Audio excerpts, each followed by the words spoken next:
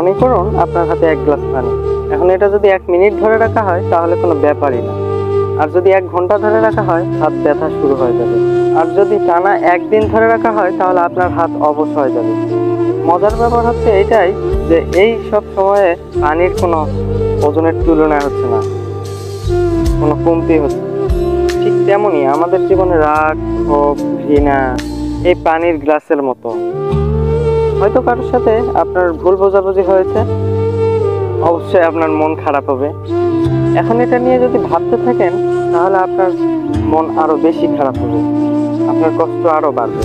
আর যদি মানুষটা কেন এইভাবে বললো, কেন এরকম করলো, এটা যদি ভাবতে থাকেন তাহলে কি হবে জানেন? মানুষটার প্রতি ঘৃণা বাড়তে বাড়তে এমন একটা পর্যায়ে চলে যাবে যেটা হয়তো কোনোদিন দূর করা সম্ভব হবে না। হয়তো ব্যাপারটা খুব সামান্য ছিল, একটা ভুল, রাগের মাথায় বলে ফেলা কোনো এক কথা, ছোট্ট কোনো একটা ভুল যেটা খুব সহজেই শুধরে নেওয়া যেত। তাই রাগ, ক্ষোভ, ঘৃণা এগুলো কোনো সময় মনের ভিতরে জমতে দিবেন না।